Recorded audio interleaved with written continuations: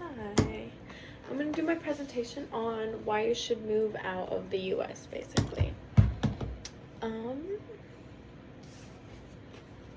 So did you know that Finland was actually ranked the happiest place on earth for the 7th time in a row as of 2024 this year? There's many reasons to why they have been ranked this, but the ones that I found the most interesting were the working life, their education system, and their safety policies, and just kind of how they run their criminal justice, like corporations and systems. During this presentation, I am going to be just comparing and contrasting things between Finland and the US. So first, I'm going to start off with working life.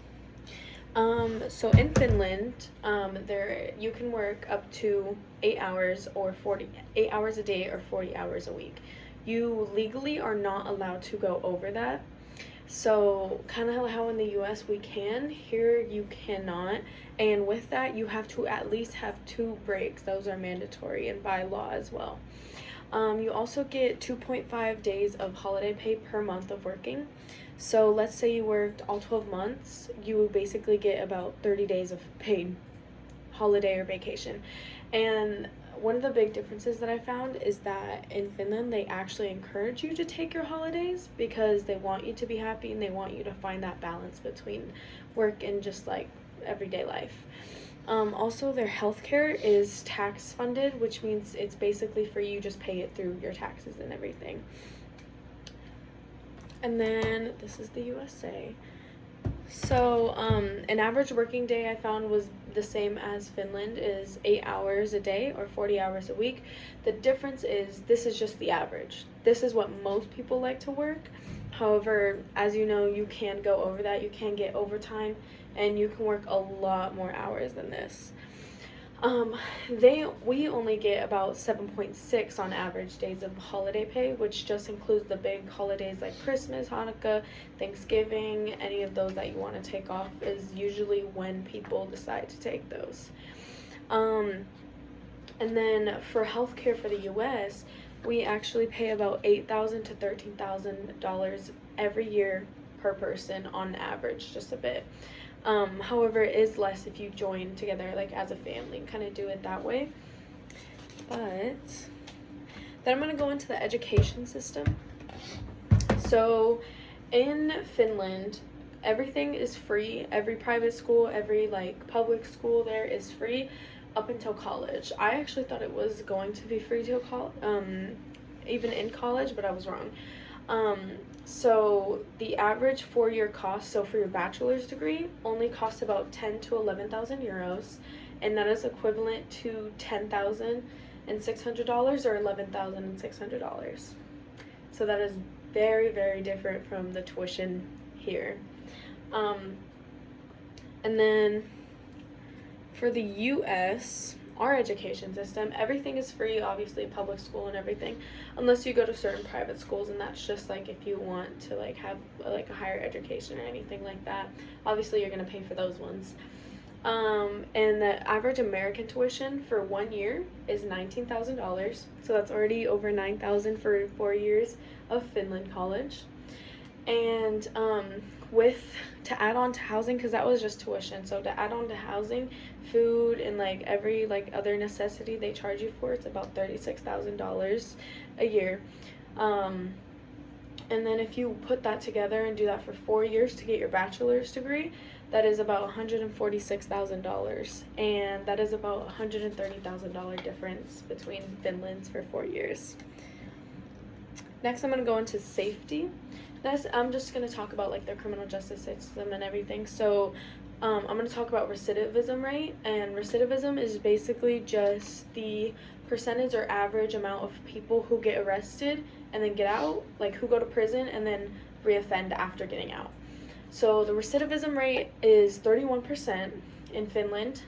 Their population is 5.56 million, which compared to the US is a very, very low number.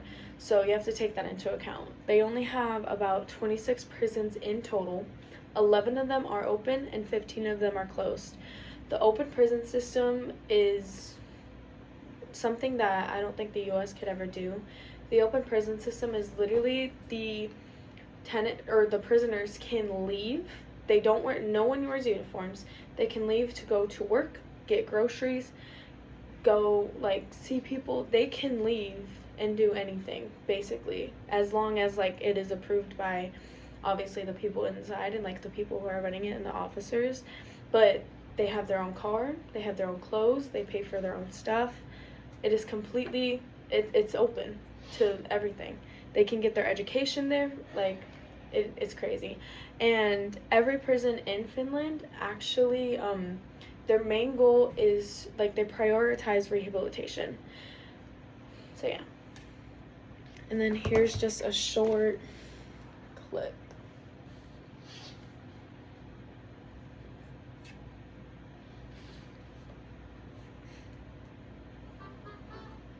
There's nothing more powerful than you. Without the ad. Making your thing happen. Really going. This man is serving a life sentence for murder. I'm sorry, I'm a little body conscious, as you can see. I've gained a few pounds. A dip in the frozen lake behind the prison is part of his regular workout routine. No problem. It's okay.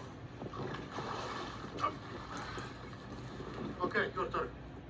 Welcome to life in one of Finland's open prisons.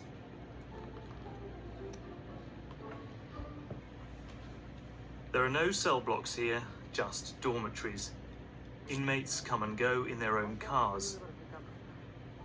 When Matti isn't at the nearby university campus, he's in his dorm room, studying for a career in tech. Some entrepreneurship books, marketing books, user experience, all kinds of digital and IT studies. And we have this. We'll show a little bit more of those clips in class, but. And then I'm going to compare that to the US. So in the US, our recidivism rate is 44%, which does not seem like a drastic change from the 31% that Finland has. But when you take in the fact that we have a population of 333 million instead of 5 million, that is a lot more people than you think. And that is a very drastic jump. And it's very much like that. So we actually have over 6,000 prisons instead of 26 for 5 million people. We have 6,000 for 300 million people.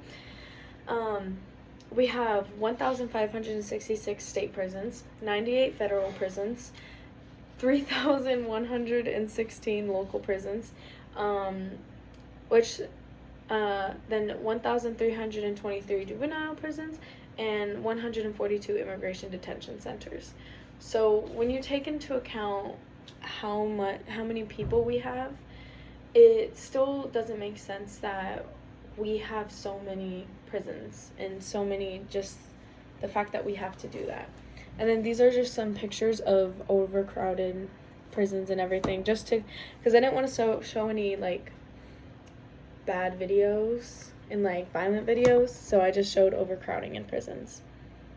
And yeah.